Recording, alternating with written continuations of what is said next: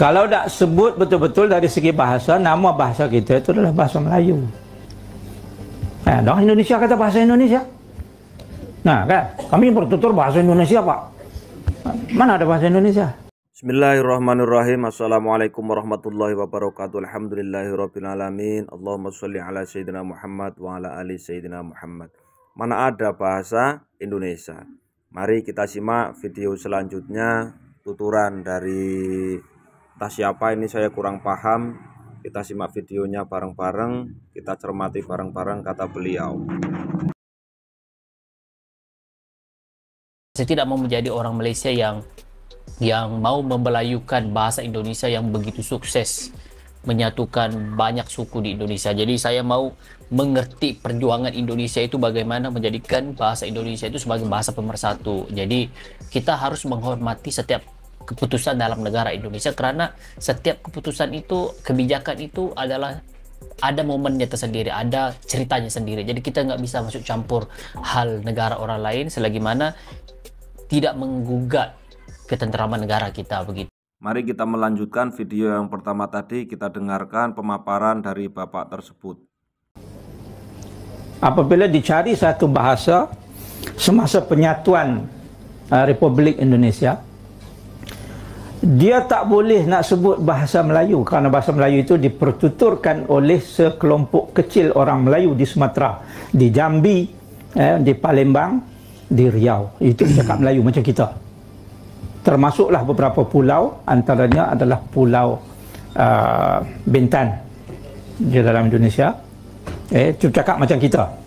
Bukan macam kita di utara ni tak. Dia cakap macam Johor Riau, orang Johor. Bahasa standard, bahasa kita, bahasa standard, bahasa surat. Tapi dia tak boleh sebut. Sebab kalau dia sebut bahasa Melayu menjadi bahasa kebangsaan Indonesia, nanti orang Jawa tak mau bercakap. Sedangkan Jawa itu majoriti. Bugis tak mau bercakap, Aceh tak mau bercakap. Jadi disebutlah bahasanya itu bahasa Indonesia. Sebenarnya bahasa Melayu. Bagaimana pendapat teman-teman tentang pendapat Bapak ini menurut teman-teman semuanya? Dan mari kita simak video selanjutnya.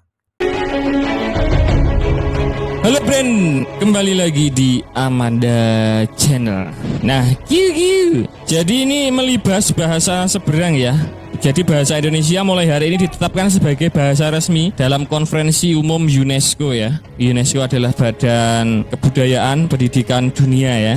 Jadi bahasa Indonesia ini secara resmi bisa digunakan atau diakui sebagai bahasa yang sah di dunia ya, Bren. Penutur bahasanya itu lebih dari 200 juta orang. Cukup banyak juga dibandingkan kemarin kan langkah awalnya kan mengatakan kan bahasa Melayu ya yang akan dijadikan bahasa resmi ASEAN, kemudian mau masuk UNESCO karena pengguna bahasanya diklaim oleh siapa, pejabat Semenanjung kemarin mengklaim, ada yang bilang penuturan bahasa Melayu itu dikatakan lebih dari 300 juta orang. Itu kan membuat netizen Indonesia sampai geram ya. 300 juta orang itu siapa yang dihitung, masa Indonesia dihitung ya kan, padahal penduduknya mereka aja kan kurang dari 50 juta orang. Terus yang 250 juta orang yang menggunakan bahasa Melayu itu siapa gitu kan. Nah yang penting kita tidak membahas Semenanjung ya kan, yang penting bahasa Indonesia sudah ditetapkan sebagai bahasa resmi umum UNESCO. Nah usut punya usut, bahasa Indonesia berhasil ditetapkan sebagai bahasa resmi atau official language Konferensi Umum General Conference UNESCO. Keputusan tersebut ditandai dengan diadopsinya resolusi 42C/28 secara konsensus dalam sesi pleno Konferensi Umum ke-42 UNESCO di Markas Besar UNESCO di Paris, Perancis pada tanggal 20 kemarin ya, Bren. Baru saja 20 kemarin. Tentunya ini menjadi kita bangga ya, Mak Jelep langsung ya kan, Mak Jelep ketar-ketir gitu. Nanti saya kasih cuman 4 ya, Lemok.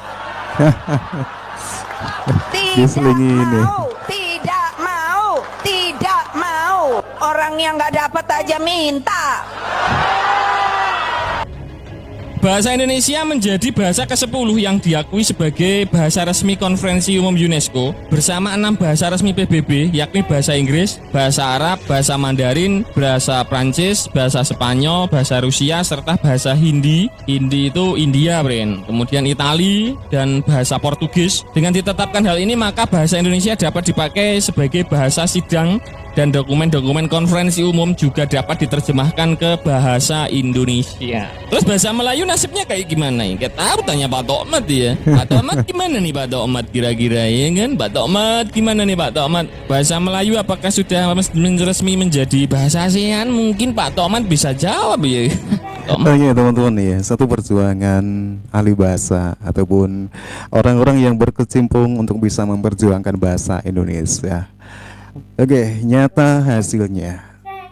Alhamdulillah bahasa Indonesia sampai ditetapkan